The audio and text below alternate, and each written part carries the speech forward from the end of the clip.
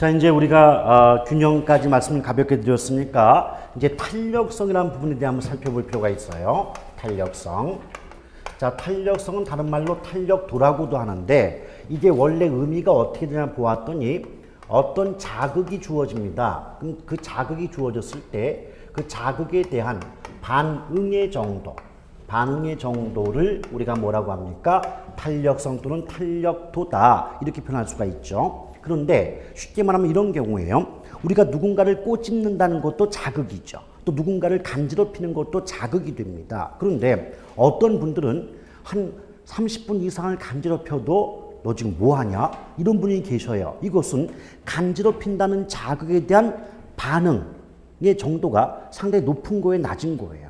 낮은 거죠. 그렇죠. 이런 경우를 우리는 뭐 탄력성이 낮다, 작다, 또는 뭐 비탄력적이다 이렇게 말을 한다는 거죠. 근데 반면에 어떤 분들은 실제로 간지럽힌 것이 아니라 간지럽히려고 하는 액션, 동작을 취하는 순간 이미 거품을 물고 쓰러지는 경우 있습니다. 이런 경우를 우리가 탄력성이 대단히 크다, 탄력적이다 이렇게 말을 하더라는 거죠. 오케이? 근데 이때 원래는 자극에 대한 반응의 정도인데 이 자극과 반응의 의미가 와닿지 않는다면 이 자극 부분을 원인으로 보시고 그 반응을 결과라고 보셔도 그리 큰 잘못은 아닙니다. 아시겠죠?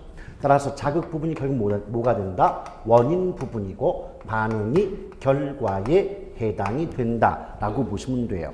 근데 이때 탄력성은요, 크게 종류, 형태를 구분해 보면 가격 탄력성이 있고 그 다음에 소득 탄력성 그리고 교차 탄력성 등으로 나누어 볼 수가 있는데요. 오늘 수업 시간에는 가격 탄력성만을 가지고 수업을 진행하도록 하겠습니다. 근데 여기서요, 이제 세 가지 유형이 있지만 그 가격과 소득 탄력성 두 가지를 보게 되면 이걸 지금 왜 말씀드리고 있느냐? 지금 탄력성 앞에 가격이 나왔죠. 탄력성 앞에 소득이 나왔죠. 이게 제목이잖아요. 근데 그 제목 자체가 원인에 해당이 된다. 자극에 해당이 된다. 이 말씀을 드리고 싶은 거예요. 따라서 가격 탄력성이란 말은 무엇이 변화가, 가격이 변화할 때 그 물건의 수요량이 또는 공급량이 얼마만큼 변화하는가 이걸 따지는 걸 가격 탄력성이다 라고 말하죠. 그러므로 최소한 수요 탄력성이든 공급 탄력성이든 관계없이 가격이란 말이 붙으면 그 가격의 변화가 원인 또는 자극에 해당이 된다라고 볼 수가 있겠죠. 그럼 응용해봐요. 그럼 소득 탄력성은 탄력성 앞에 소득이란 말이 붙었잖아요. 그럼 원인 또는 자극에 해당하는 부분이 뭐다? 소득의 변화다. 아시겠죠? 그래서 교차 탄력성을 제외하고는 가격과 소득 탄력성은 제목 자체가 원인 또는 자극에 해당함을 판단해 볼 수가 있지 않느냐. 아시겠죠? 그럼 봐봐요. 지금 가격 탄력성만을 설명해 본다면 원인 또는 자극 분야가 뭐다? 가격의 변화다. 그럼 어떤 물건의 가격이 오르거나 내림에 따라 그 물건의 수요량이 얼마만큼 변화하는가 이거를 따질 때는 수요량의 변화를 따지니까 수요의 가격 탄력성 이렇게 말을 하더라는 겁니다. 근데 만약에 수요량이 아니고 공급량이 얼마만큼 바뀌는가 이걸 따지는 경우에는 수요란 말 대신에 뭐만 붙이면 돼요? 공급. 그래서 공급의 가격 탄력성 이렇게 말을 하더라는 거죠. 오케이? 그럼 예를 한번 들어볼게요. 여기 아파트란 물건이 있다. 근데 그 아파트란 물건의 가격이 10%만큼 올랐다. 그럼 여러분 가격이 오른다는 건 비싸지는 거죠. 그럼 비싼 물건은 더 산다, 덜 산다? 덜 사겠죠. 그럼 그 뒤에는 아파트의 수요량이 감소한다는 말이 붙게 되지 않겠습니까? 수요량이 감소한다. 근데 예컨대 20%만큼 줄어든다고 나왔대요. 오케이? 그럼 생각해 보세요. 가격이 10%만큼 바뀔 때 그 결과로서 수요량이 20%만큼 바뀌었다면 가격의 변화보다는 수요량의 변화 부분이 더 크지 않습니까? 즉, 더 압축하면 가격보다는 양이 더 많이 바뀌었잖아요. 오케이? 그럼 이 말을 좀 풀어서 좀 예쁘게 포장을 하면 가격의 변화 시 수요량의 변화가 더 큰 폭으로 변화한다. 이 말은 가격의 변화라는 자극이 주어졌을 때 수요량의 변화라는 반응이 민감하게 큰 폭으로 나타난다는 얘기 아니겠습니까? 그래요? 오케이? 이처럼 가격의 변화보다 양의 변화가 더 클 때, 즉 자극보다 반응이 더 클 때 우리는 이 말을 탄력성이 크다 또는 탄력적이다 라고 말을 하더라 그 말이에요. 오케이? 그런데 여러분 뭐 지금부터 말씀드리는 것은 일부러 외우려고 하지 마시고 아 저럴 수도 있겠구나 한번 들어보세요. 여러분 수요 탄력성을 구하는 공식이 있어요. 자, 수타는 수요 탄력성이겠죠. 그럼 수요 탄력성을 구하는 공식은 가수라고 우리가 보통 외우는데 이게 뭐냐면 가라는 말은 가격의 변화율이고 수라는 말은 수요량의 변화율이거든요. 이것이 원래 수요 탄력성을 구하는 공식이 돼요. 근데 지금 주어진 조건을 보시면 가격의 변화율은 몇 %입니까? 10%죠. 그래요? 근데 수요량은 20%만큼 바뀌었잖아요. 그럼 퍼센트가 없다면 숫자만 가지고 보면 10분의 20 아닙니까? 그럼 10분의 20을 나누면 얼마가 나와요? 2잖아요. 10분의 20이니까 2. 그렇죠? 아니 그럼 0이 없다고 보면 1분의 2니까 2지 않습니까? 그렇죠? 그럼 2라는 값은 1보다 큰 값이죠. 그래요? 여러분 수요 탄력성이든 공급 탄력성이든 간에 가격 탄력성 기준값이 1이에요. 그래서 탄력성 구해봤더니 탄력성 값이 1보다 크게 나왔다. 이럴 때 우리는 탄력적이다 라고 말하고 그 값이 1보다 작게 나오면 비탄력적이다 또는 탄력성이 작다 이렇게 말을 하거든요. 오케이? 지금 봐봐요. 그 문장으로 한번 보았고 탄력성 공식으로 값을 한번 구해보았습니다. 다시 한번 들어갑니다. 분명히 가격 탄력성이라는 말은 무엇의 변화가 자극이다. 가격의 변화가 자극이고 원인 부분이다. 오케이? 그런데 위 부분의 경우, 이 조건의 경우는 가격의 변화보다는 수요량의 변화 정도가 더 크지 않느냐. 이 말은 자극 또는 원인 부분에 비하여 반응 또는 결과가 더 크게 나온 것이죠. 이해하시겠습니까? 오케이? 이런 경우를 우리는 탄력성이 크다 또는 탄력적이다 라고 말을 한다는 것이고 또 공식에 입각해 보면 수요 탄력성을 구하는 공식은 가격 변화율분의 수요량의 변화율이다.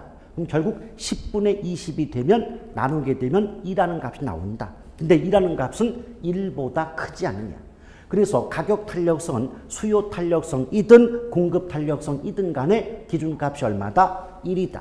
그래서 그 탄력성 값이 1보다 크게 나오면 탄력적이고 1보다 작게 나오면 비탄력적이다 라고 말하더란 그 말입니다. 아시겠죠?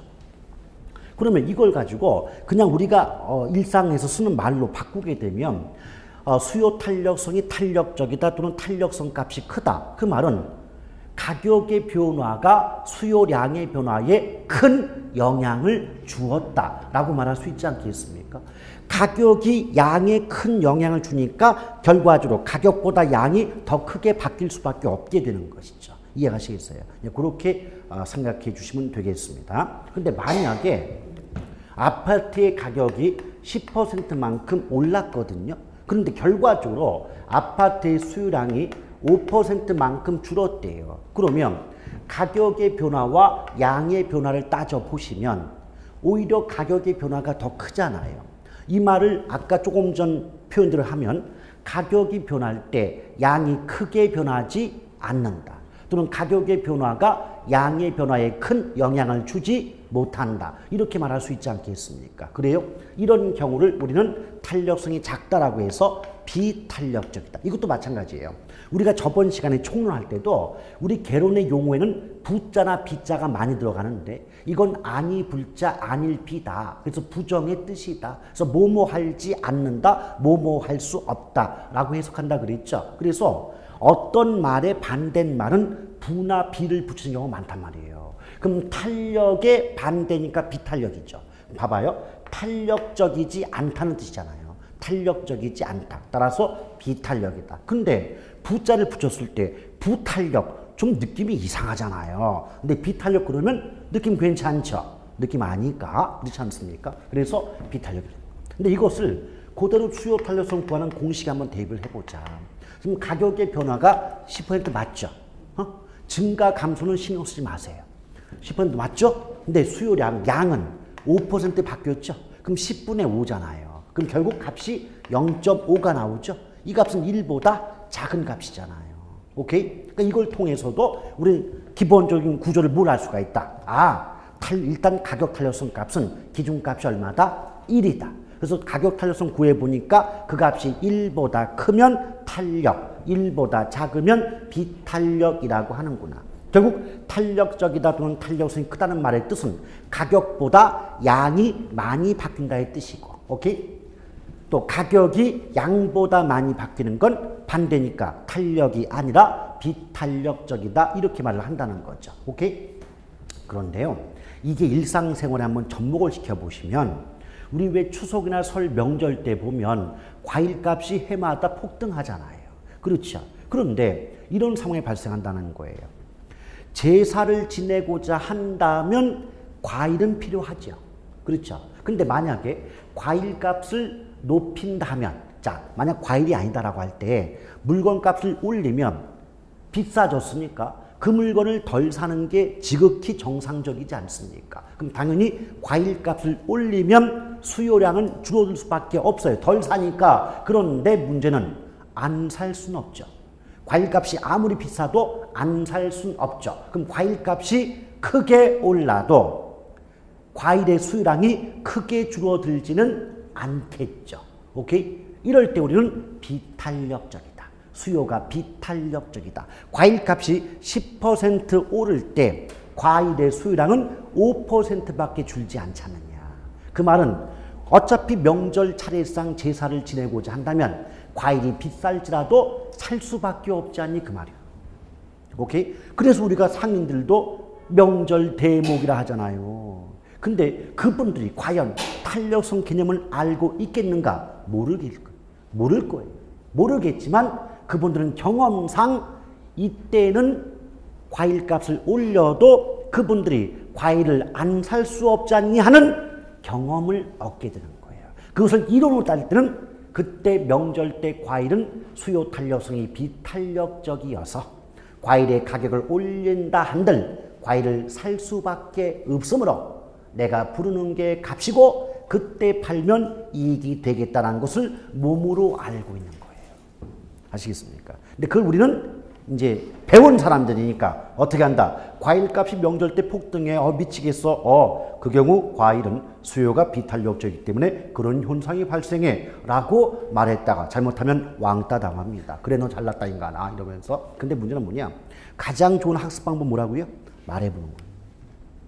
상대방이 나한테 좀 기분 나쁜 감정을 품는다 할지라도 1년 뒤에 풀어주면 되는 거 아니에요. 합격하고 난 뒤에 그동안 미안했다. 밥도 하나 사주고 술 한잔 사주면서 내가 이 공부하다 보니까 그럴 수밖에 없었다 하면 다 이해하지. 뭐 그렇다고 뭐 계속 꿍할 거겠으면 안 그래요. 근데 공부하는 그 1년 동안만큼은 철저히 학습 위주의 생활을 하셔야 돼요.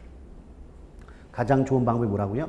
말해보는 거예요. 여러분 근데 두 분이 뭐 어떻게 하다 보니까 친하게 지내게 된다. 일상 대화를 민법 용어, 개론 용어를 써가면서 대화를 나누시는 거야.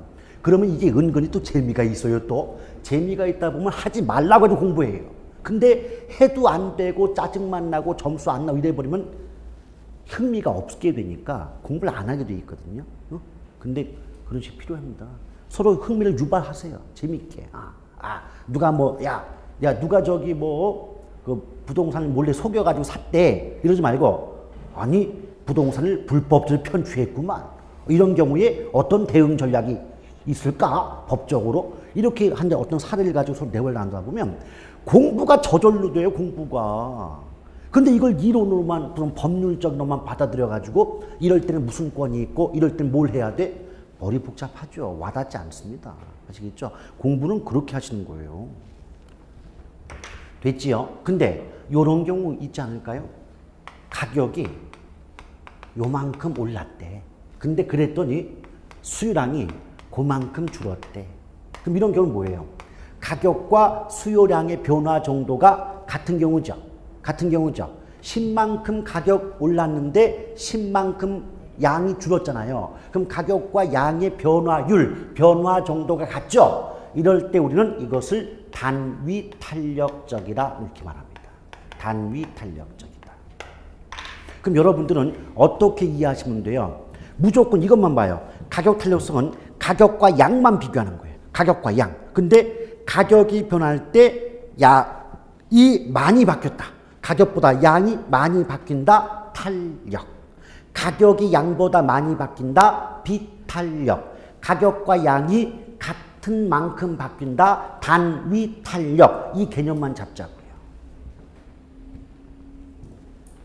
아시겠습니까? 자, 그렇게 보실까? 그러니까 처음에는 그 용어 때문에 사람이 미쳐요. 그냥 풀어가지고 해설할 땐 다 알아듣겠는데 갑자기 뭐 교과서 읽을 때 이럴 때 뭐 탄력이다, 비탄력이다, 뭐 단위 탄력이다, 완전 탄력이다, 완전 탄력이다, 뭐 수직선이다, 우상향이다, 우양 이래 버리면 막 헷갈리거든요. 헷갈리는데 자, 개념을 잡으면 돼요. 탄력 그래. 이 말은 가격보다 양이 많이 바뀌는 거야. 비탄력 가격이 양보다 많이 바뀌는 것이고 단위 탄력 그러면 가격과 양의 변화 정도가 같다. 이렇게 해석만 하시면 훨씬 교과서를 읽는 속도가 빨라지고 이해력이 빨라지는 거예요. 아시겠죠? 자, 그렇게 보실 것. 가격 탄력성. 이것도 그래프 그리면 벌써 5개 그래프 그려야 되고 완전 탄력, 완전 비탄력 의미까지 다 파악해야 되겠지만 그런 것들은 차츰차츰 진행하면 될 거예요. 자, 여기까지 대략적인 이해 가셨죠? 예. 지금은 100% 필요 없어요. 60, 70분 하셔도 충분합니다. 그럼 탄력성까지 가볍게 끝냈단 말이에요. 넘어가면 이제 경기 변동론이 나와요. 경기 변동론. 자, 그래서 제가 뭐 지금 우리 교과서로 보면 15쪽까지 말씀드렸고 그 뒤에 보면 16쪽의 제3장 부동산 경기 변동 이론 나와 있죠. 이 부분 간략히 살펴보도록 하겠습니다. 근데 여러분 뉴스에도 보면 뭐 불경기다, 호경기다, 뭐 후퇴기다 이런 말 많이 나오지 않습니까? 그렇죠. 뭐 경기 후퇴다. 그래서 바로 그런 것들 경기라고 하는데 그러니까 이론적으로 말할 때는 경기라고 하는 것은 경제활동의 수준 또는 상태를 말한다라고 볼 수가 있어요. 근데 어떤 경제활동의 수준 또는 상태가 경기라고 말했을 때 그 경기가 하나의 수준, 하나의 상태가 지속되는 게 아니라 시간의 흐름에 따라서 그 모습이 달라지더라는 거죠. 이걸 우리가 경기 변동이다, 경기 순환이다 이렇게 말을 한다는 거예요. 아시겠죠? 그럼 예를 들어서 계속 불경기만 있다면 이거 살겠어요 어디? 그냥 뭐예요? 그 번개탄인가 그 피워놓고 가지. 그렇죠? 근데 삶도 마찬가지입니다. 우리의 삶도 말이죠. 지금 현재 내가 너무너무 힘들고 참 어떤 돈도 없고 말이죠. 살기가 어렵다. 팍팍하다. 그렇지만 왜 살게 돼요? 앞으로 나아질 날이 있을 거란 희망이 있기 때문에 살게 되는 건 마찬가지거든요. 그렇죠? 그래서 뭐 인생에 내리막길만 있냐 오르막길도 있는 것이고 또 오르막길이 있으면 내리막길도 있다는 선조분들의 말씀이 제가 볼 때는 그 자체가 경제학이야. 경제학적으로 경기의 순환 변동이 있듯이 인생에도 굴곡이 있지 않느냐. 정말 대단한 그 우리 선조분들의 지혜 같아요. 근데 왜 저는 계속 내리막길일까요? 저도 좀 이렇게 올라갈 때가 있어야 되는데. 예. 그래서 제가 이제 물어봤어요. 그 답답해가지고 저기 유명하다는 곳에 한번 가서 다른 건 저도 안 물어봐요. 어차피 저는 돈에 대한 욕심도 많지 않고 이러다 보니까 좀 먹고 살고 남한테 손 안 벌릴 정도면 충분하지 않느냐. 저는 그런 개념이 강하거든요. 근데 딱 한 가지 걸리는 게 거리예요. 예.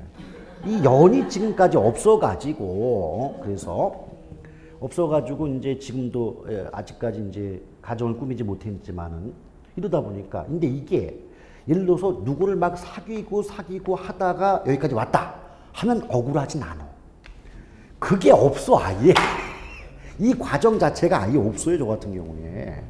그러다 보니까 이게 왜 이런가 싶은 거죠. 근데 이제 그래서 유명하다는 곳에 가서 이제 뭐 부채도사 뭐 한번 물어본 거예요. 이제 물어봤는데 드디어 금년을 벗어나면서 드디어 연들이 들어오기 시작한답니다. 그래서 내가 웃겨가지고 아니 내일 모레 50인데 이제 와서 연생이 뭐 하냐고 내가 그랬거든요.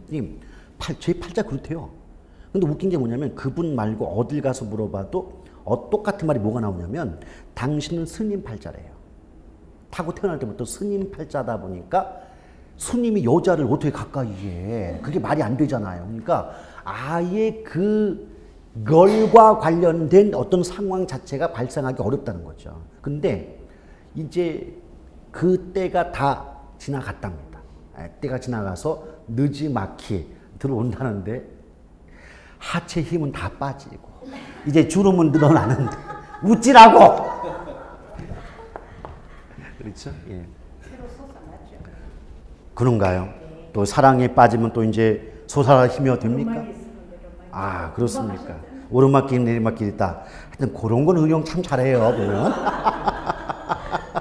바로 그렇습니다. 이 바로 일반 경기. 이때 일반이란 말은 부동산 아닌 거. 그걸 일반이라고 해요. 일반. 그럼 우리가 보통 일반 경기 변동 그러면 아시다시피 호황이 있으면 불황이 있죠.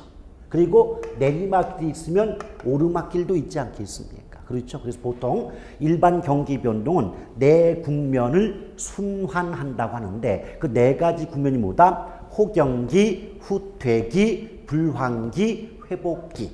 이 네 국면을 순환하는 게 일반 경기 변동의 흐름이다라고 보시면 되겠습니다. 아시겠죠? 근데 여기서 말이죠. 이 부분을 잘 봐봐요. 이 부분은요. 호황기 중에서도 가장 높은 점이죠. 근데 이걸 가지고 우리는 뭐라고 한다? 정점이다 그래요. 또는 정상이다. 여러분 산도요. 가장 높은 꼭대기를 정상이라고 하지 않습니까? 그렇죠. 그래서 호경기 중에서도 가장 호경기에 해당하는 그런 상황을 정상 또는 정점 이렇게 말해요. 근데 반면에 이 부분은요. 불경기 중에서도 가장 낮은 점이잖아요. 이걸 우리는 저점. 그리고 또 주식에 조금 관심 있는 분들은 뭐 왜 바닥을 쳤다는 말 많이 쓰지 않습니까? 그래서 바닥점 그래요. 저점 또는 바닥점인데 여기 보세요. 그럼 호경기 중에 가장 높은 점이 정점이고 불경기의 가장 낮은 점이 저점이라면 이 정점과 저점의 높이 차가 있지 않습니까? 이 정점과 저점 간의 높이 차를 진폭이다 이렇게 말해요. 진폭.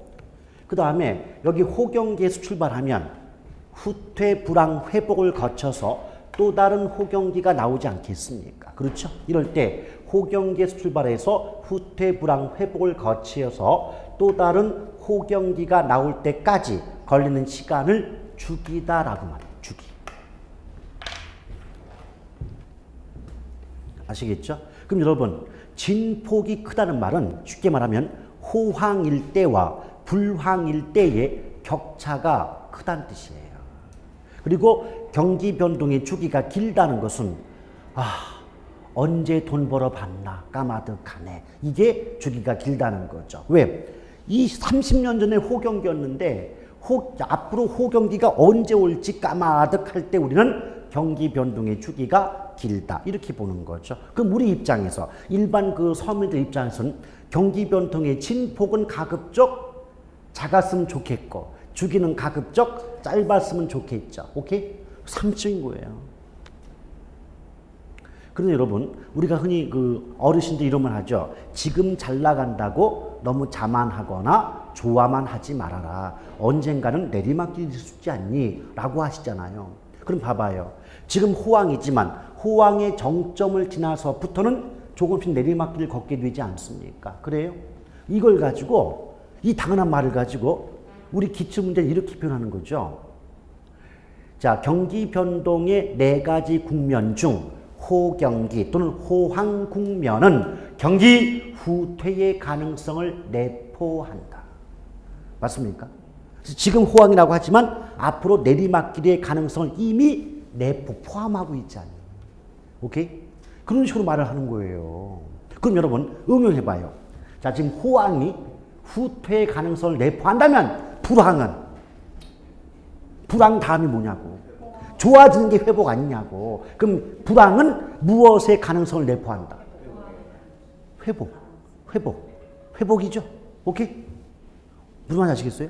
그 문장을 그렇게 보시는 거예요. 문장에서 외우는 게 아니고, 그래? 그럼 옛날의 문제에서 뭐 호경기 또는 호황 국면은 경기 후퇴가 내포한다 라는 문제 나왔다면 어차피 호황의 반대가 불황, 후퇴 반대가 회복이니 네 가지 경기 변동 또는 순환 국면 중 불황 국면은 경기 회복의 가능성을 내포한다 해도 똑같은 말이 될 수 있지 않습니까? 그런 응용력이 필요하다고 문장 하나만을 외우려고 하지 마시고. 아시겠어요? 자, 이것이 일반 경기 변동이에요. 근데 이 경기 변동도 주기에 따라서 주기가 짧을 때도 있고 중간쯤 될 수도 있고 길 수도 있잖아요. 이걸 각각 나눠가지고 뭐 단기 파동, 중기 파동, 장기 파동 이렇게 구분을 하고 있더라는 거죠. 근데 여기에 대해서는 제가 나중에 설명드리겠지만 나중에 설명드릴 때도 딱 설명 한 번만 하고 얘는 끝낼 거예요. 왜냐? 안 나와 시험. 시험이 안 나와요. 근데 가끔 모의고사 때는 물어보거든요. 그 왜 그러냐면 여러 가지를 그동안 24회차를 지나갔는데 기출문제가 여기저기 안 물어본 구석이 없을 거 아니에요. 그러다 보니까 모의고사 내는 사람 입장에서는 낼 만한 문제가 별로 없어요. 그러니까 자주 안 나온 여러 구석탱이에서 내기 때문에 모의고사 때는 한두 번 나올 가능성이 있습니다. 그러나 모의고사에 나왔다고 이거 해야 되네 할 필요까지는 없다는 거죠.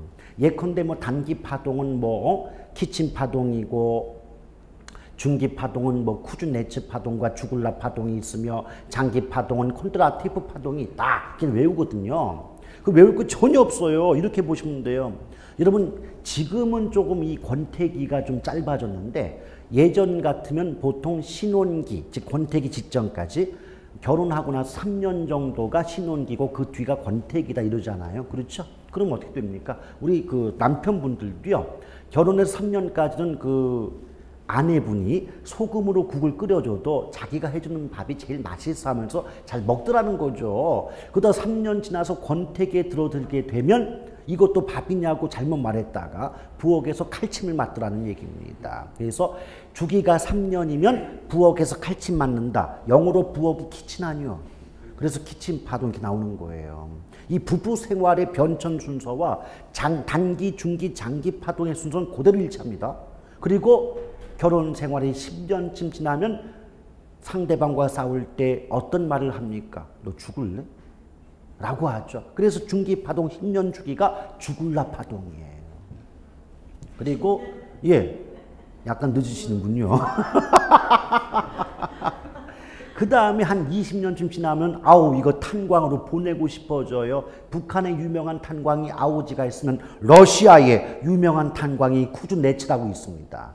쿠즈네츠 파동이 20년 주기예요. 근데 주기가 50년 장기 파동이 콘트라티프 파동이거든요. 얘는 어떻게 비유를 할 수가 없어요. 아주 좋은 방법이 근데 하나 있어요. 글자가 가장 길어. 장기 파동이에요. 아시겠어요? 이거 뭐다? 3년 지나면 부엌에서 싸움 난다. 키친. 그렇죠? 10년 지나면 너 죽을래 그래요. 20년 지나면 탄광 보내고 싶다. 50년쯤 되면 말이 필요 없죠. 문장 제일 길다. 이렇게 해서 구분하시면 되는 거예요. 근데 원래 이 주굴라, 쿠즈네츠, 키친, 콘트라테프가 전부 사람 이름이거든요. 이게 학자들 이름이에요. 근데 학자들이 이렇게 말했다라고 하면 알아듣질 못해 버리니까 그냥 탄광 얘기하고 부엌 얘기하는 겁니다. 아시겠어요? 예. 근데 우리 특히 개론이 어려운 게 뭐냐면 우리 옛날 그 중학교 고등학교 때 국사 시간 배우면 다른 뭐 얘기 들으면 재미는 있는데 뭐 사람 이름 뭐 지석영이 뭐 만들었고 뭐 되게 싫잖아요 외우기가. 그럼 한국 사람 이름도 힘들어 죽겠구만. 개론 자체가 외국 이름이다 보니까 학자가 전부 외국 사람이야. 그 외국 사람 이게 근데 뭐 쿠즈네츠가 이렇게 말했다, 컨버스가 무슨 말했다, 레일리가 무슨 말 뭐 이렇게 말하면 돌아버리는 사람들이. 그러니까 그것 때문에 힘들어해도. 근데 내용이 그렇게 나오니 문제가 누가 뭐 주장했다 나오게 되니까 어쩔 수 없이 우리는 외울 수밖에 없는 거예요. 외우셔야 돼요. 근데 처음 볼 때는 정말 와닿지 않는다니까요. 버제스의 동심은 그런 무슨 바퀴스 뭐 근데 그걸 계속 반복해 쓰고 읽고 말해보고 하시면 나중엔 저절로 익숙해지니까 너무 신경 쓸 필요 없습니다. 그런데 일반 경기가 중요하냐? 아니요. 이걸 배우는 것은 뭘 배우려고? 부동산 경기 변동을 배우고자 하는 거예요. 여러분, 우리 과목이 뭐예요? 부동산 학개론 아니요. 그럼 부동산과 관련된 문제를 내지 일반적인 내용을 내겠냐고? 아니란 말입니다. 아시겠죠? 따라서 일반 경기 변동이 이렇게 구분되는 것처럼 이에 영향을 받아서 부동산 경기도 비슷한 모습을 보인다라는 말을 하고자 밑밥으로 일반 경기를 배우는 것뿐이에요. 아시겠죠? 그럼 부동산 경기도 일반 경기와 마찬가지로 네 가지 국면을 순환한다 이렇게 말하거든요. 근데 표현이 좀 틀려요. 호황 있죠? 호황이란 말 대신에 부동산 경기에선 상향이라는 말을 써요. 상향. 그러니까 상향 국면 이 말은 일반 경기로 따지면 호경기, 호황 이걸 뜻해요. 그럼 이제 예측합니다. 상의 반대가 뭐요? 하. 그럼 불황을 우리 부동산 경기에선 하향이라고 해요. 하향. 상향의 반대가 하향일 거 아닙니까? 그렇죠?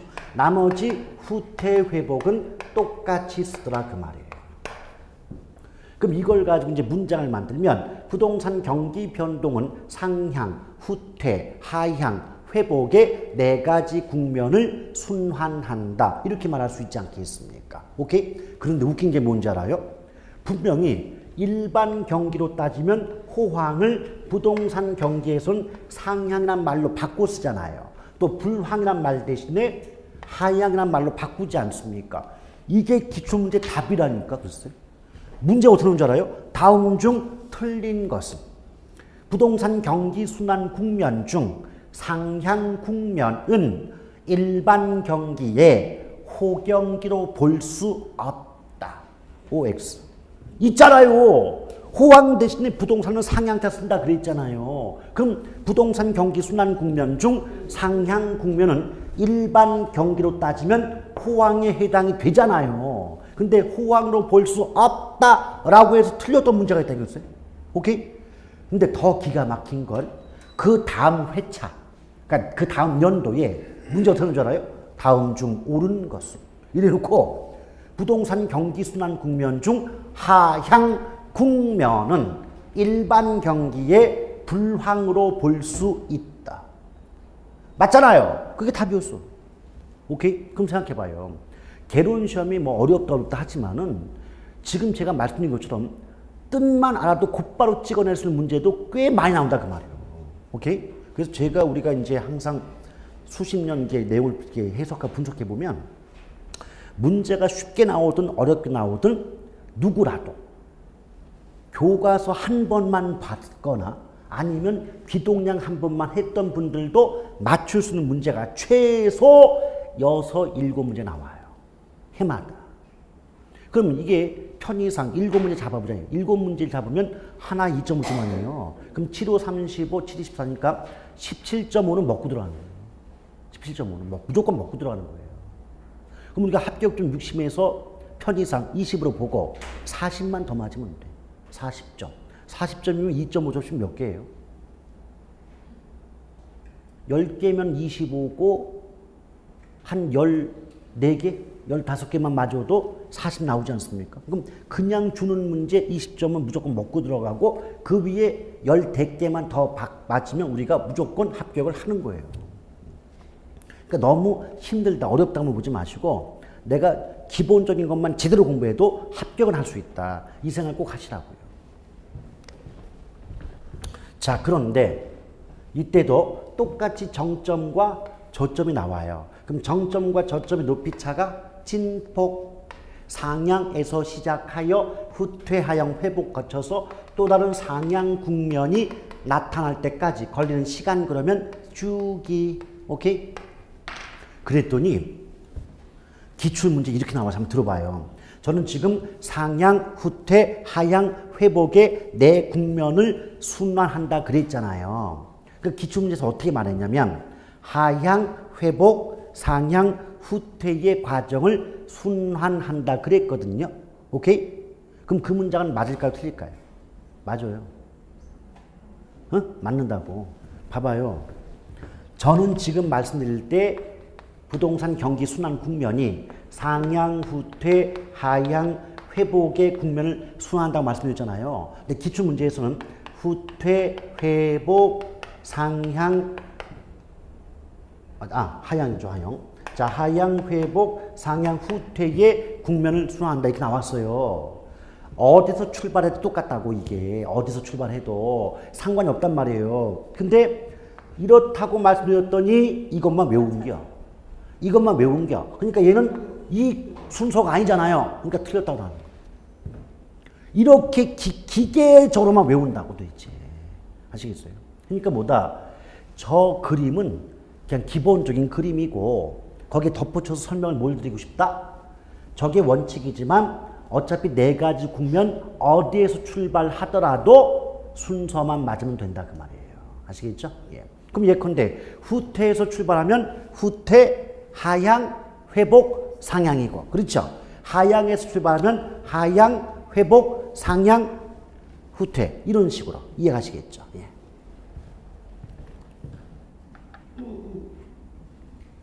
그래서 이제 어떤 그 선생님들은 막 외우라는 거야. 어떻게 외우냐? 부동산 경기 순환은 하후상회다. 외우라 이거예요. 하향, 후퇴, 상향, 회복. 근데 이것을 그분들이 왜 외우라고 말했느냐? 기출문제의 저순서에 나왔어요, 지문이. 저는 그걸 보면서 답답한 거야. 왜? 어떻게 나오든 순서만 맞으면 되는 거지. 저거는 이 문장은 하향에서 출발했으니까 후퇴, 상향 나온 것이고 만약 상향에서 출발했다면 상, 후, 하, 회가 될 거 아니냐고. 이해하시겠어요? 그러니까 기계적으로 외우라고 하는 선생님들의 문제도 커요. 그러니까 우리 수험생들은 선생님을 믿고 따라가니까 그렇게 외우기만 맞겠구나 하고 무조건 외우고 버려요. 그거 아니에요. 아시겠죠? 그래서 저 네 가지 국면 어디에서 출발해도 그 다음 국면의 순서만 맞는다면 모두 맞는 지문이다 라고 보시면 돼요. 근데 이럴 때 여러분 잘 봐요. 우리 지금 제목이 부동산 경기란 말이에요. 부동산 경기. 근데 부동산 경기는요, 우리 앞에서 부동산 그러면 어떻게 구분했어요? 토지와 건물 구분했던 적이 있죠. 그럼 부동산 자체가 토지와 건물로 구별이 되니까 부동산 경기도 크게는 토지 경기와 건축 경기로 나누어 볼 수 있다는 거예요. 오케이? 그런데 어차피 토지라고 하는 것은 인간에 의해서 만들어질 수 없다는 부증성의 특성이 있다는 거 기억하시잖아요. 그러니까 분명히 구분할 때는 토지 경기와 건축 경기로 구분을 하지만 부동산 경기의 핵심은 건축 경기지 토지 경기가 아니라는 거예요. 이해하시겠어요? 뭐가 핵심이라고? 건축 경기. 왜? 건축이 뭐예요? 건물을 짓는 거잖아요. 건물은 인공물이니까 인간에 의하여 생산 공급이 가능할 수 있지 않습니까? 이해하시겠죠? 자, 그런데 건축이라고 하면 건물이에요. 근데 건물도 용도에 따라서 구분할 수 있죠. 주택은 용도가 뭐예요? 주거용, 상가는 상업용, 공장은 공업용이 되겠죠. 그럼 이때 상가, 주택, 공장 모두는 어차피 건물이니까 건축 경기에 해당이 되겠지만 그 건축 경기 중에서도 가장 핵심적 경기는 주거용 부동산 건축 경기예요. 아시겠어요? 그래서 이렇게 구분할 수 있지 않겠습니까?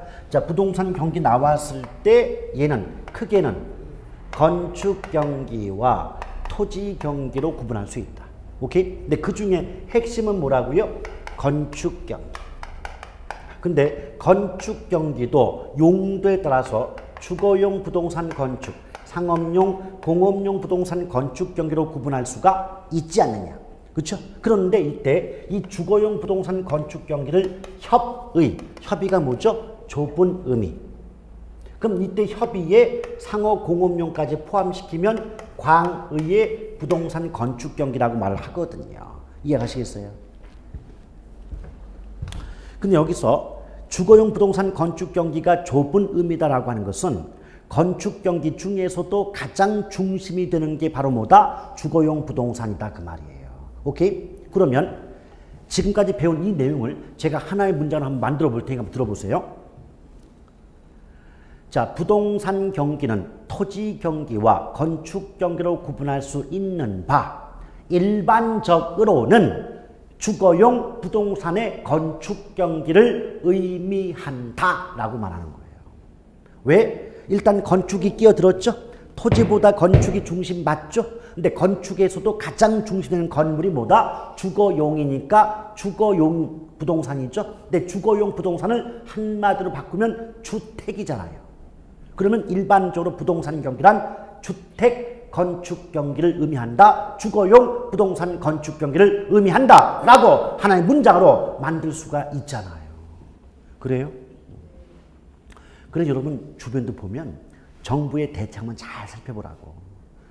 전월세 대책, 뭐 취득세, 뭐 각종 양도세 인하 전부 어디에 집중돼 있어요? 주택이잖아. 아파트 뭐 이런 거 따지지. 그 속에 잘 들어보면 물론 크게는 상가 이런 것도 있겠지만 대부분은 주거용 부동산에 그 대책이 집중되잖아요. 그래요, 안 그래요? 그게 바로 이유를 뒤집어 말하면 경기도 건축 경기가 중심이고 건축 경기 중에서도 주거용 부동산 건축 경기가 중심이 되다 보니까 그 부동산 문제를 해결하는 대책 역시도 주거용 부동산에 집중이 될 수밖에 없는 구조라고. 오케이? 근데 제가 뭐 전 정권, 이번 정권도 통틀어서 이제 말씀드리면 지금 전 정권이든 현재 정권이든 간에 부동산 대책을 이런 식으로 운영하면 반짝 경기지 절대 부동산 경기가 회복될 수가 없어요. 그건 제가 정책이 잘못됐다고 비판을 하는 것이 아니라 어떤 한계가 있냐면 어차피 부동산은 고가품 아니에요? 고가품이죠. 그러면 이 고가품인 부동산의 매매가 활성되고자 하려면 이게 있어야 돼. 돈이 있어야 된다고. 그 돈을 우리는 경제론에서 말하면 아까 제가 말 안 하고 넘어갔지만 유효수요란 말 쓰거든요. 그러니까 어떤 물건을 사고 싶은 마음은 수요인데 살 수 있는 능력까지 가지고 있을 때 유효수요란 말 써요. 그러면 지금처럼 일반 경기가 불황이면 각 가정마다 개인마다의 소득 수준이 높을 수가 없잖아요. 그 소득이 높을 수 없다면 구매 능력이 떨어질 거 아닙니까? 구매력이 동반되지 않으면 구매력이 밑바탕에 깔리지 않으면 백약이 무효인 거예요. 그래서 저는 항상 뭘 강조한다. 이런 부동산 경기 회복은요. 다른 전문가들 말 다 필요 없어요. 일반 경기 회복을 보세요. 일반 부동산 말고 일반적인 요 경기가 회복 국면에 접어들었다 하면 머지않아 부동산 경기는 필연코 회복이 되는 거예요. 왜? 고가품 구매력 없으면 말짱꽝이야. 일반 경기 회복세에 돌아서면 소득이 늘어남에 따라서 구매력이 증가할 것이고 구매력이 동반만 한다면 정부가 하지 말라고 뜯어 말려도 하게 돼 있다 그 말이에요. 아시겠어요? 그래서 여러분 신문 이런 거 뉴스 믿지 마요. 그건 지들이 뭐 어떤 목적 가지고 살짝 바꿔내면 비전문가인 우리는 어머 그런가 보다 하고 희망만 붙을 뿐이에요. 그러나 제 입장에서는 그 사람들 말 절대 안 믿고 뭐 하느냐. 저는 일반 경기 지표 봐요. 일반 경기 지표가 이제 조금씩 나아지고 있다. 그러면 머지않아 부동산 경기는 필연코 회복될 것이다. 그리고 어떤 역대 정부마다 이 부동산 쪽은 뇌관이에요. 왜 뇌관이냐면 한국은 땅덩어리 좁죠. 자원도 별로 없어요. 그럼 결국 한국 내에서 뭔가 좀 돈을 벌어서 재산을 키울 방법은 인정하고 싶진 않지만 부동산 밖엔 없어요. 근데 부동산 가격이 내려가고 거래가 침체가 되고 이래버리면 부동산 관련된 업자만 죽어나는 게 아니고 국민들의 불만이 커질 수밖에 없다고. 아시겠어요? 왜? 나 열심히 일해가지고 돈 모아가지고 뭐 하나 살렸는데 이게 뭐예요? 떨어지네? 그럼 이 사람들이 허탈할 수밖에 없다고. 그래서 굉장히 큰 어떤 그 뇌관에 해당되기 때문에 부담을 가질 수밖에 없어요. 정부마다. 그래서 역대 정부마다 정도의 차이 있어도 부동산 대책 안 만든 정부가 없잖아요. 왜? 그거 안 건드려주잖아요. 그러니까 그 사람도 알아. 이게 단기적 효과밖에 없다는 걸 알아. 근데 그런데도 그런 대책을 우리가 열심히 노력하고 있다. 이걸 안 보여주면 이 신뢰도가, 지지도가, 그럼 다음 정권 대 권력 획득을 할 수 없겠죠. 그 때문에 어떤 정부가 들어와도 한국 정부에서는 부동산에 대한 대책을 세울 수밖에 없는 거예요. 이게 참 재밌습니다. 자, 그래서 일반적으로 주거용 부동산 건축 경기가 뭐다? 핵심이 된다라고 볼 수가 있겠어요. 근데 이게 또 재밌는 말이 있는 게 뭐냐면 이게 또 상호 관계가 비례 반비례가 있네. 이게 무슨 말이냐? 일반 경기하고 이제 주거용 부동산 건축 경기 그리고 상공업용 부동산 건축 경기가 구분될 수 있잖아요. 근데 일반 경기와 주거용 부동산 건축 경기는 서로 반비례 관계가 있습니다. 반대로 바뀌어요. 근데 주거용과 상공업용 부동산 건축 경기도 반비례거든요. 결과적으로 나의 적의 적은 친구이기 때문에 일반 경기와 상공업용 부동산 경기는 비례 관계입니다. 이게 무슨 말인지 아세요? 아니, 상식적이야. 잘 들어봐요. 일반 경기가 호황이면 소득이 늘죠. 그 물건이 잘 팔리죠. 물건이 잘 팔리니까 상업용 건물을 늘려. 그리고 물건이 잘 팔린다는 것은 공장에서 생산된 물건의 공급이 늘어나야 된다는 의미가 되죠. 그럼 공장을 늘려. 그래서 일반 경기가 호황일 때 상가나 공장을 더 증설하고 늘리기 때문에 상공업용 부동산 건축 경기가 증가할 수밖에 없는 거예요. 근데 왜 주거용 부동산 건축 경기는 반대냐? 이때 조심할 것, 의미를 잘 따져요. 주거용 부동산이 건축이 안 된다는 뜻이 아니라 상가나 공장이 더 많이 지어진다는 뜻이에요. 아시겠어요? 봐봐요. 부동산은 고가품이지만 매입할 때도 돈이 많이 들지만 만들어낼 때도 돈이 엄청 들잖아요. 그럼 은행에서 뭔가 돈을 대출, 빌려서 짓게 되는데 아까도 말씀드렸지만 일반 경기가 호황이라면 장사도 잘 되고 생산도 잘 된단 말이에요. 그러니까 은행에서 건축에 필요한 자금 대출 비중이 상가나 공장 짓는 데 대출 비중이 확 큰 거예요. 커지는 거예요. 그러면 예컨대 A라는 은행이 건축 대출 자금으로 1,000억을 확보하고 있었다. 근데 그 중에서 700억, 800억을 상가나 공장 짓는 데 대출을 해주었다면 꼴랑 남은 100억, 200억 가지고 주거용 부동산, 즉 주택, 아파트 짓는 데 대출해 줄 수밖에 없잖아요. 그럼 대출금의 규모가 상공업용에 집중되다 보니까 그만큼 집을 짓는 데 필요한 자금 대출이 어려워지게 될 것이고 그럼 돈이 부족해지면 그만큼 예컨 10개를 지어야 되는데 5개밖에 못 짓잖아요. 그럼 결과적으로 상가나 공장을 짓는데 대출 자금이 집중되면 주거용 부동산 건축에 필요한 자금은 적게 공급이 되니까 대출이 적게 이루어지니까 상대적으로 주택의 생산 공급은 줄어들지 않느냐. 그러니 일반 경기가 호황일 때는 상가나 공장은 더 많이 짓기 때문에 상공업용 부동산 건축 경기는 호황일 수 있지만 상대적으로 주거용 부동산 건축 경기는 불황일 수 있지 않느냐, 더 적을 수 있지 않느냐 이런 의미를 담고 있는 거죠. 아시겠죠? 그런데 실제로 물어볼 때는 그런 걸 물어보는 게 아니고 이렇게 물어본다는 거죠. 잘 들어보세요. 다음 중 틀린 것은 일반 경기가 호경기인 경우 주거용 부동산 건축 경기는 호황일 가능성이 높다.